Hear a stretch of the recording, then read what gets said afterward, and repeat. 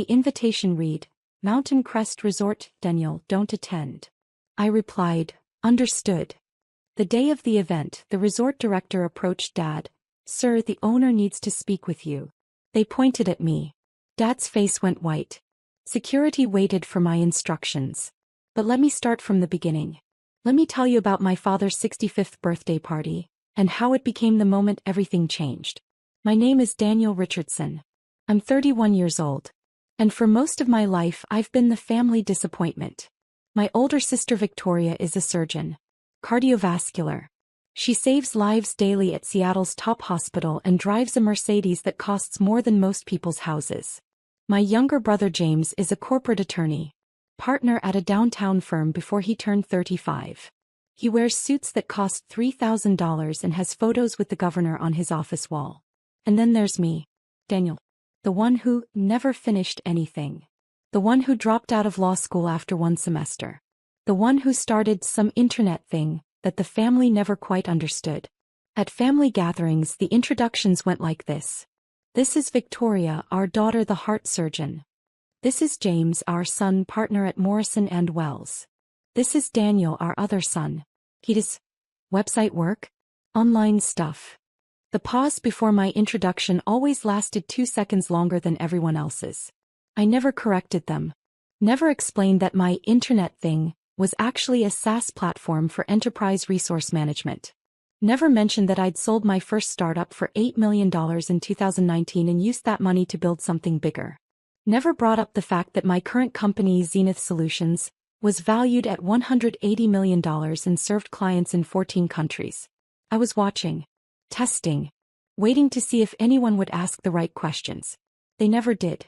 In 2021, I made an unusual investment. Mountain Crest Resort, a luxury property 3 hours north of Seattle. 50 acres of pristine wilderness, a main lodge with 35 rooms, private cabins, a world-class restaurant and event facilities that could host up to 300 guests. The previous owners were retiring. They'd listed it at $28 million. I paid $25 million cash through an investment LLC called Summit Holdings. Why buy a resort? Partly because the financials were solid. High-end destination properties were appreciating rapidly. Partly because I wanted a place where I could think without the noise of the city. And partly because my family had been holding events there for years, and I was curious what they'd do if they had to ask permission from the owner. I kept the existing management team. The resort director, Patricia Chen, had been running operations for 8 years. She was exceptional at her job. When I met with her after the acquisition, I had one specific request. Run everything as you normally would. I'm a silent owner. But if my family books an event here, I want to know about it. Patricia raised an eyebrow. Your family. The Richardsons. My father is Thomas Richardson. They've held events here before. I remember them. They booked a corporate retreat 2 years ago. And I believe there was an anniversary party. Exactly. If they book again, let me know. But don't tell them I own the property. She looked at me for a long moment. May I ask why? I'm conducting an experiment in human behavior. She smiled. Understood. I'll keep you informed. For 3 years, Mountain Crest operated under my ownership. Revenue increased 34%. Guest satisfaction scores hit all-time highs. And my family continued to have no idea that their disappointing son owned their favorite venue. The email arrived 6 weeks before Dad's birthday. Not addressed to me personally. It was a mass email sent to the extended family through my mother's account. You're invited to celebrate Thomas Richardson's 65th birthday at Mountain Crest Resort. Saturday, October 14th. Cocktails at 6 p.m., dinner at 7 p.m. Black tie. 180 guests. RSVP by September 30th. I was on the email list. Barely. My address was at the bottom after second cousins I'd met twice. I replied to the group email. Sounds great. I'll be there. 3 days later I received a separate email. From my father's personal account. Not the group thread. Daniel. Regarding the birthday celebration. After some consideration, your mother and I have decided this should be an adults-only event. Given the formal nature and the guest list, which includes several of my business associates and high-level contacts, we feel it's best to keep the atmosphere professional. We know you're busy with your computer projects anyway. Perhaps we can do a separate dinner for your birthday next month. That. I read it 3 times. Adults only. As if I were a child who might embarrass him in front of his business associates. I was 31 years old. I ran a company worth $180 million. I had just closed a contract with a Fortune 100 company worth $4.7 million annually. And my father was uninviting me to his birthday party. I replied, "Understood. Enjoy the celebration." His response came an hour later. "Appreciate you understanding. This is important for my professional reputation." I forwarded the entire email chain to Patricia at Mountain Crest with a simple note. "This is the event I mentioned. Let's discuss details." Patricia called me that afternoon. "Your father's assistant contacted us yesterday," she said. "They're requesting the grand ballroom, premium bar service, the 7-course tasting menu and exclusive use of the grounds for the evening. Estimated cost, $85,000. And they have no idea I own the property. None whatsoever. They negotiated rates with our events manager like any other client. Perfect. Approve everything they want. Give them the presidential treatment. I want this to be the best event Mountain Crest has ever hosted. Daniel, can I ask what you're planning?" "I'm planning to attend my father's birthday party." "But he uninvited you." "He uninvited me from his event. But he can't uninvite the property owner from his own resort." I could hear the smile in her voice. "Understood. What do you need from me?" "Nothing unusual. Just run the event perfectly. I'll arrive around 6:30 p.m. When my father asks what I'm doing there, that's when I'll need you." "I'll be ready." I didn't tell anyone I was coming. My phone stayed silent. No calls from family asking why I wasn't attending, no one checking if I was hurt by the exclusion. The silence was its own answer. Victoria called once, but it was about something else entirely. "Daniel, do you know anyone who does website updates? The hospital's donation page is broken." "I might know someone," I said. "Great. Can you ask around? We need someone cheap though. The budget is tight." My company had a web development team of 47 people. Our smallest contract was $200,000. But she was asking if I knew someone cheap. "I'll see what I can do," I said. "Thanks." "Oh, are you going to Dad's party?" "I wasn't invited." "What? That's weird. Must be an oversight. You should call Mom." "It wasn't an oversight. Dad specifically uninvited me." Silence on the line. Then, "Oh, well, I'm sure he has his reasons. You know how he is about professional events." "I do know." "Okay, well, let me know about the website person. Bye." She hung up. Never asked if I was okay. Never questioned why our father would exclude me. James didn't call at all. October 14th arrived with perfect fall weather. Clear skies, temperature in the mid-60s, leaves turning gold and red across the mountain landscape. I drove up to Mountain Crest alone, arriving at 6:15 p.m. I parked in the private owner's spot behind the main lodge, a space the guests would never see. I was wearing a custom Tom Ford tuxedo that cost $8,000. Not because I needed to prove anything, but because I wanted to look exactly like what I was. Successful on my own terms. Patricia met me at the private entrance. "Everything's ready," she said. "Your father's party is in full swing. 178 guests. The dinner service begins at 7 p.m. Your father just finished his cocktail hour speech thanking everyone for coming." "Did he mention me?" "He mentioned Victoria's achievements in cardiology and James's recent case victory. He thanked them for being exactly the successful children he'd hoped to raise." I felt something cold settle in my chest. "I see. Daniel, are you sure you want to do this?" "I've never been more sure of anything." We walked through the service corridor to the main lobby. I could hear the party. Laughter, conversation, the gentle music of a string quartet I'd specifically approved for the event. "One more thing," Patricia said. "Your father's assistant called yesterday asking about extended hours. They want the party to go until 2 a.m. Open bar throughout." "And what did you tell them?" "I said we'd need to confirm with ownership. They offered an extra $15,000 for the extension." "Approve it. Tonight is going to be perfect for them. Right up until it isn't." I walked into the grand ballroom at 6:32 p.m. The space was stunning. Crystal chandeliers, floor-to-ceiling windows overlooking the mountains, tables set with fine china and fresh flowers. My father had spared no expense. On my property. I stood in the doorway for a moment. Several people glanced at me, a well-dressed stranger in a tuxedo. No one recognized me immediately. Then my cousin Michelle saw me. Her eyes went wide. "Daniel, what are you doing here?" Her voice carried. Heads turned. I saw my mother's face across the room. Confusion, then something like panic.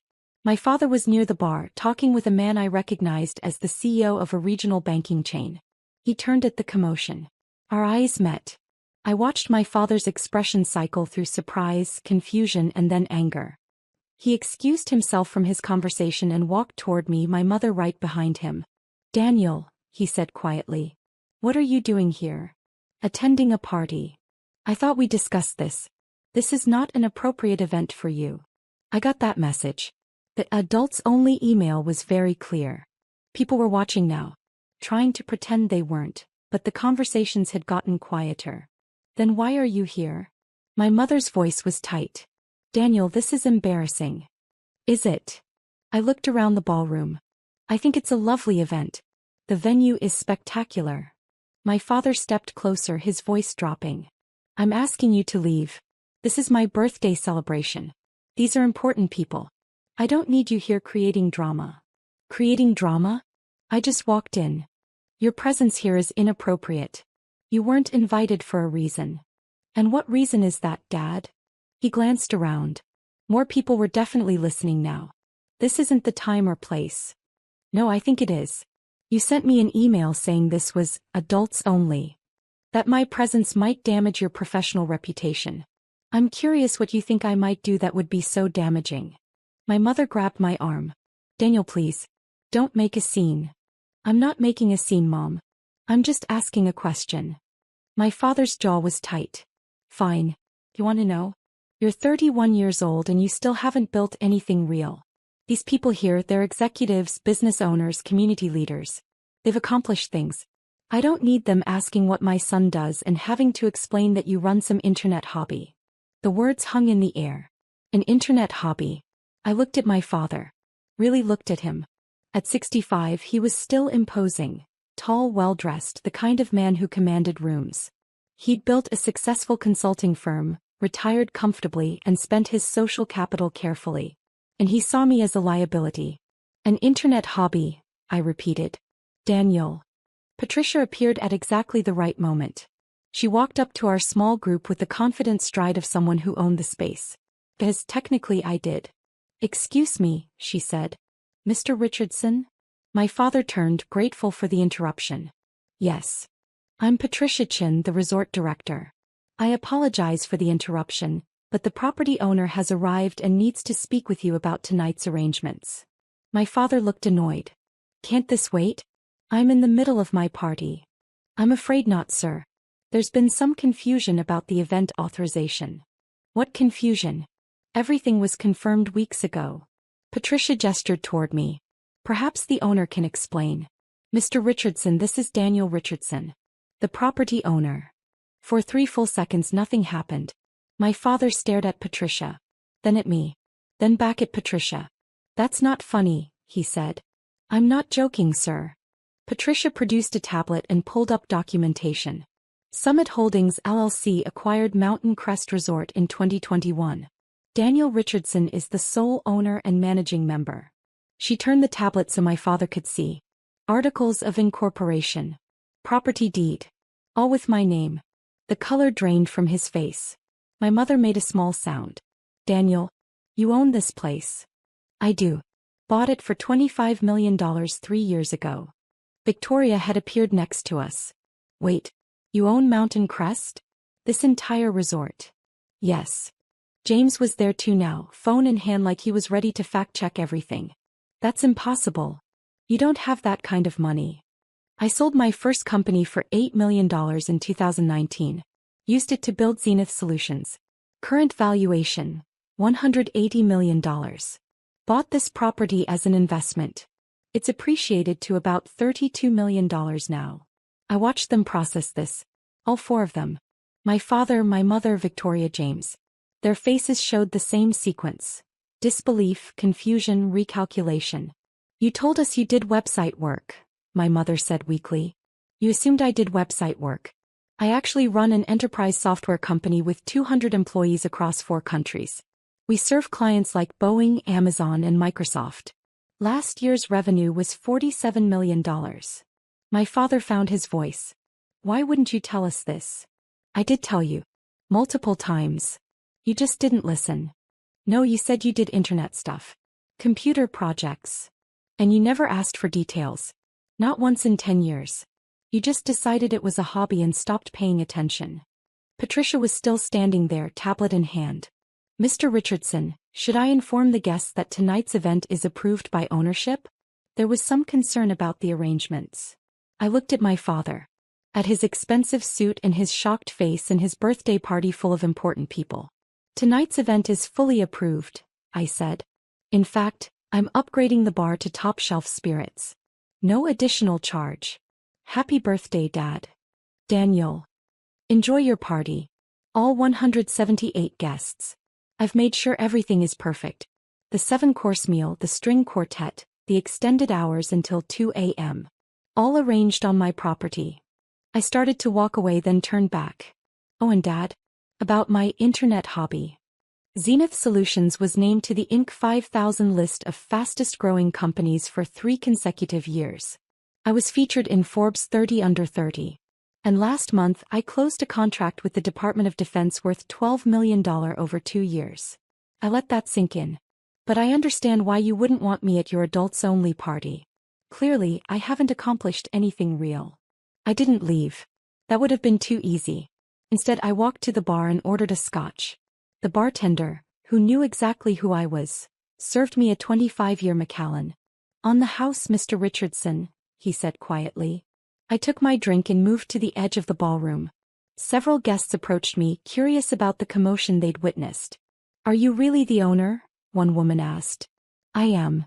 This is a beautiful property. How long have you owned it? 3 years. We've made significant improvements to the facilities and increased our sustainability initiatives. What do you do when you're not running a resort? I run a software company. Enterprise Resource Management Solutions. She was genuinely interested. We talked for 10 minutes about technology, business scaling, and mountain property investments. She handed me her card. She was a venture capital director looking at tech investments. We should talk, she said. Your company sounds interesting. Across the room I could see my family in a tight cluster. My father kept glancing at me. Victoria looked shell-shocked. James was on his phone, probably searching for information about Zenith Solutions. My mother broke away from the group and walked over. Daniel, can we talk? Privately. Of course. We stepped out onto the terrace. The October air was cool, the view of the mountains spectacular. Why didn't you tell us? She asked. About which part? The first company I sold. The second company I built. The resort I bought. The Forbes feature. Which accomplishment exactly did you want to hear about? Any of it. All of it. Mom, I tried. For years. Every family dinner I'd mention projects I was working on. Contracts I'd signed. You'd smile and nod and then immediately change the subject to Victoria's surgeries or James's cases. We didn't know it was that serious. You didn't ask. There's a difference. She was quiet for a moment. Your father is very upset. I imagine he is. He didn't mean what he said. About you not building anything real. He did. He's believed that for years. Tonight just made him say it out loud. Daniel. Mom, I was uninvited to Dad's 65th birthday party. Not because of a space limit. Not because of budget constraints. Because he was embarrassed of me.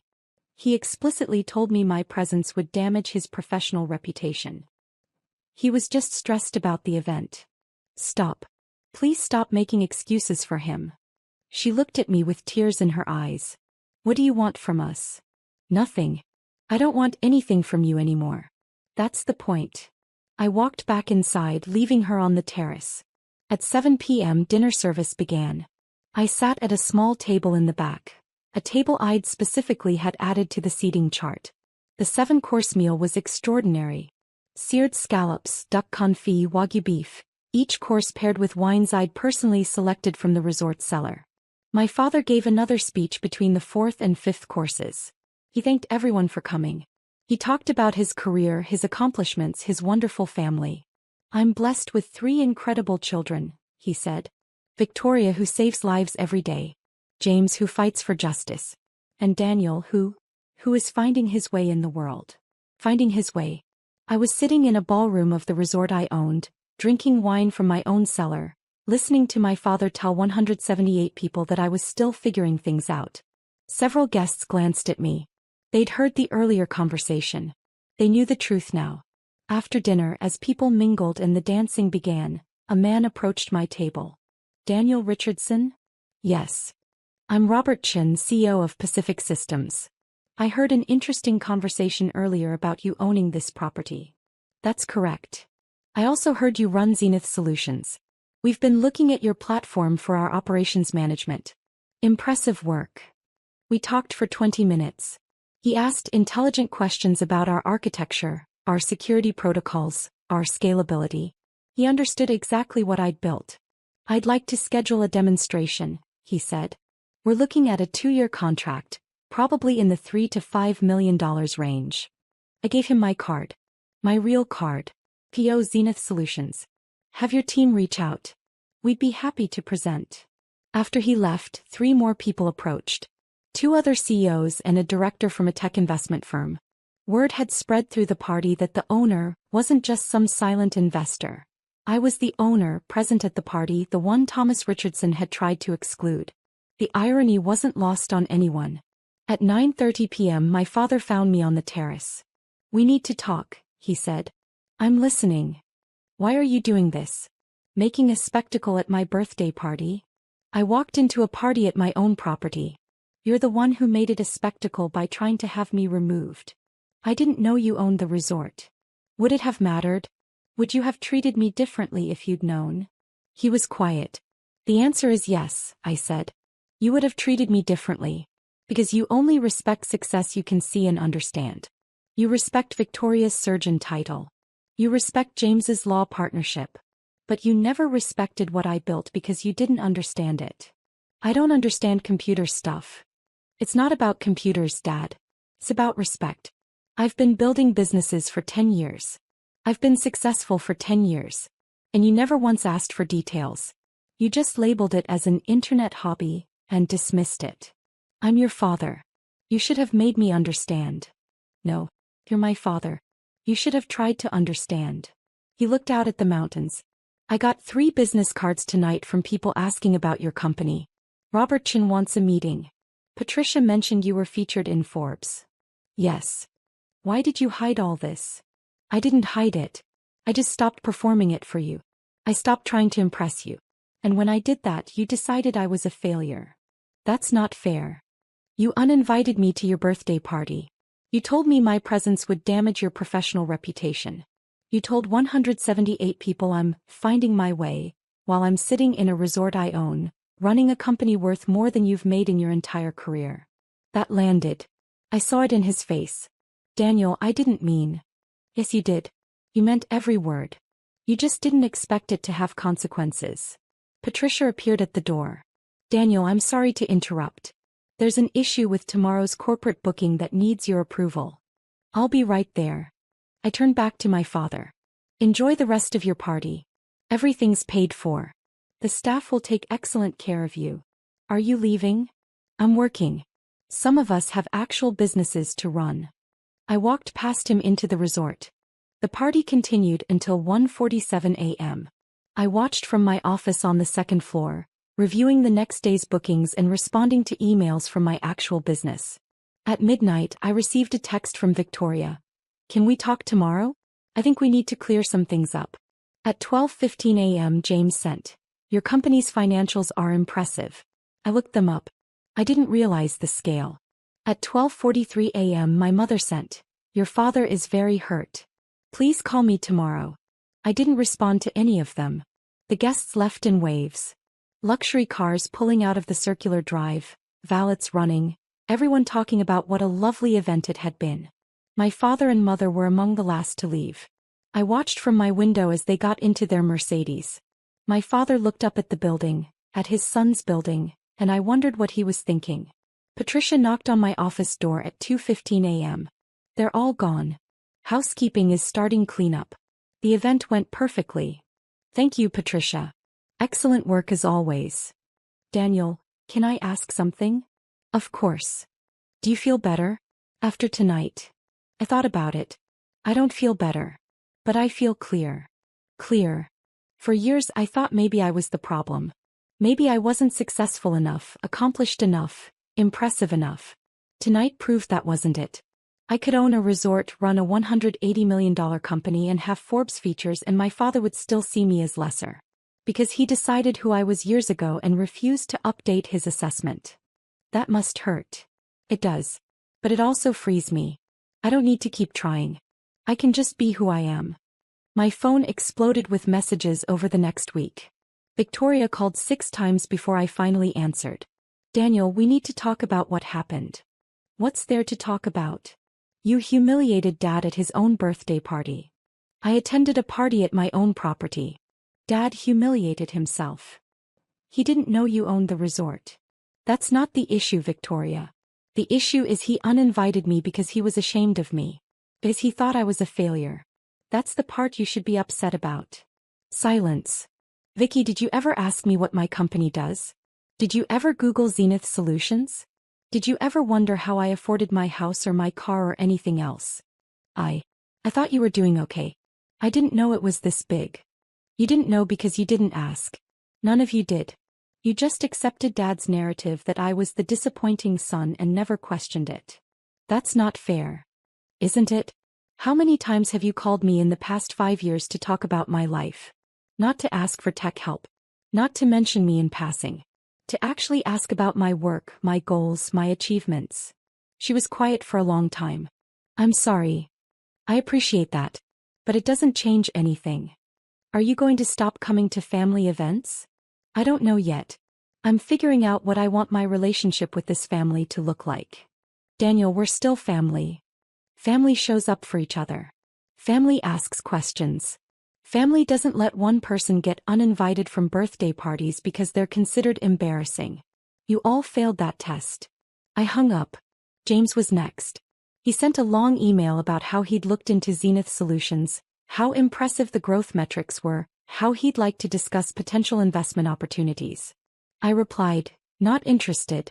But thanks for finally looking. My mother called every day. I let it go to voicemail. Her messages were all variations of the same theme. Your father is hurting, we need to fix this, family is important, please call back. On day 8 my father called. I almost didn't answer. But curiosity won. Daniel. Dad. I've been thinking about what you said. About respect. I waited. I was wrong. About how I treated you. About what I said at the party. You were right, I didn't try to understand what you built. I just assumed because it wasn't law or medicine that it was somehow less important. Okay. I'm sorry. I'm genuinely sorry. I appreciate that. Can we fix this? I looked out my office window at Lake Washington. I don't know, Dad. You spent 10 years dismissing me. You can't fix that with one apology. What do you need from me? I need you to understand that your approval isn't what makes me valuable. I'm successful whether you acknowledge it or not. I built something meaningful whether you understand it or not. And I'm going to keep building it whether you're proud of me or not. I am proud of you. I see that now. You're proud of my net worth and my property and my Forbes feature. But are you proud of me? The person who built those things. The son who kept trying to connect with you for years while you dismissed him. He didn't have an answer. That's what I thought, I said. When you can answer that question honestly, call me back. I ended the call. Thanksgiving. The first family holiday since the party. My mother called 2 weeks before. Will you come to Thanksgiving dinner? Please? Your father wants to see you. I'll think about it. Daniel, it's been 3 months. This has gone on long enough.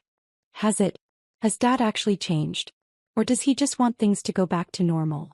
He's been different. He asks about you. He's been reading articles about your company. That's nice. But reading articles isn't the same as understanding who I am. I didn't commit to Thanksgiving. I let the question hang. 2 days before the holiday, my father showed up at my office in Seattle. Not my home office. My actual office. The headquarters of Zenith Solutions. My assistant called me. Daniel, there's a Thomas Richardson in the lobby asking to see you. Send him up. My father walked into my office and stopped. He looked around at the open floor plan, the developers at their workstations, the conference rooms with whiteboards covered in code, the walls with our company values and our client logos. This is impressive, he said quietly. Thank you. I didn't realize it was this substantial. No one in the family did. That was the point. He sat down across from my desk. I came to ask you personally to come to Thanksgiving.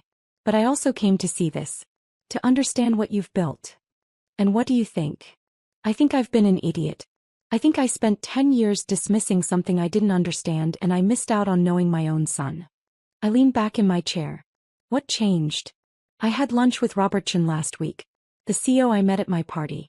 He spent 30 minutes telling me about your company's technology, your leadership, your reputation in the industry. And I realized he knew more about what you'd accomplished than I did. Your father knew less about you than a stranger at a party. That must have been uncomfortable. It was humiliating. But I deserved it. He paused. Daniel, I'm not asking you to forget the past. I'm asking for a chance to do better in the future. I studied my father. He looked older somehow. Tired. I'll come to Thanksgiving, I said. But things are different now. I'm not going to perform success for you. I'm not going to prove myself. I'm just going to be myself. And if that's not enough, then we'll know where we stand. That's fair. He stood to leave, then turned back. For what it's worth, I told your mother and Victoria and James that they need to apologize too. What happened wasn't just my fault. They all participated in dismissing you. I appreciate that. And Daniel, I've started telling people about what you've accomplished. Not because of the money or the Forbes feature. Because you built something from nothing and you did it without anyone's help. That takes real character. After he left, I sat at my desk for a long time. Was one conversation enough? Well, was it a start? Maybe. I showed up at my parents' house at 2 p.m. with a bottle of wine that cost $400. Not to show off. But because I could and because it was excellent wine. Everyone was already there. Victoria, James, their spouses, my parents. The introductions were different this time. This is Daniel, our son. He runs Zenith Solutions, a technology company. My mother's voice was careful, proud, uncertain. This is my brother Daniel. He owns Mountain Crest Resort. Among other things. Victoria's addition felt forced but genuine. Dinner was awkward at first. No one quite knew how to act. But halfway through the meal, James asked a real question. Daniel, how did you get the Department of Defense contract? That must have been a complex bid process. I explained it. The RFP, the security requirements, the technical demonstration, the negotiation. He listened. Really listened. Asked follow-up questions. Victoria chimed in. I told the hospital board about your company. They're interested in your resource management platform for our surgical scheduling. Have them reach out. We'd be happy to do a demo. My father was quiet through most of dinner. But when dessert came, he raised his glass. I want to say something. 3 months ago I made a terrible mistake. I failed to see and appreciate what my son had accomplished. I let my own narrow view of success blind me to what was right in front of me. Daniel, I'm sorry. And I'm proud of you. Not just for what you've built but for how you've handled my failure to recognize it. The table was silent. To Daniel, he said. To family. And to second chances. Everyone raised their glasses.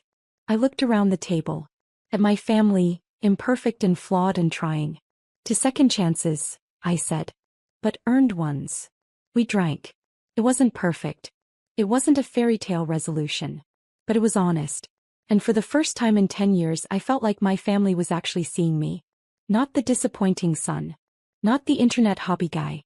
Just Daniel. The person I'd been all along. The one who'd built something real with or without their approval. The one who owned the resort where they'd tried to exclude him.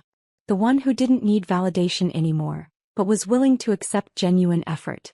That was enough.